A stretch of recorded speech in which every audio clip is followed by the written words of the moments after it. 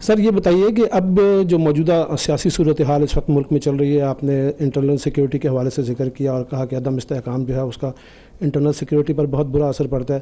اب سابق وزیر اعظم عمران خان صاحب جو ہیں وہ قومی اسمبلی سے نکل کر سڑکوں پر آ چکے ہیں، اور گزشتہ چند دنوں کے دوران جس طرح کے مظاہرے دیکھنے میں آئے ہیں اس سے یہ محسوس ہو رہا ہے کہ عوام کی ایک بہت بڑی تعداد جو ہے وہ ان کے ساتھ ہے.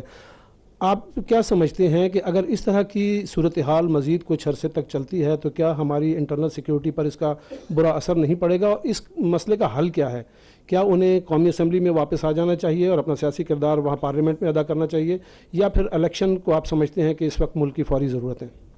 دیکھیے، اس چیز کا فیصلہ تو حکومت وقت نے کرنا ہے، پولیٹیشینس نے کرنا ہے. I am nobody to suggest anything to them. As far as جلسے ریلیاں آپ نے بات کی، آئی تھنک یہ ڈیموکریسی کا حصہ ہے. تمام ملکوں میں، تمام جمہوری ملکوں میں یہ جلسے جلوس ہوتے ہیں، لوگ کھل کے بات کرتے ہیں. پہلے پاکستان میں ایسے نہیں ہو سکتا تھا.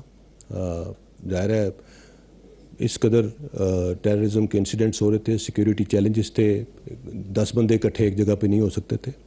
سو الحمدللہ اداروں نے، فوج نے، انٹیلیجنس ایجنسیز نے، پولیس نے وہ انیبلنگ انوائرمنٹ پرووائڈ کیا ہے اپنی جان پہ کھیل کے.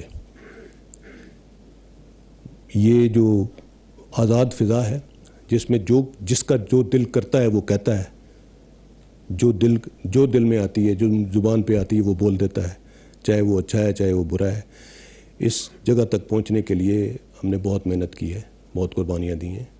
So as far as I am concerned, I think this is part of a democracy. It's part of a democratic process. People come out on roads and اپنی خیالات کا اظہار کرتے ہیں، اپنی کسی سے اپنی محبت کا اظہار کرتے ہیں. So there is nothing wrong with it، میرا خیال ہے.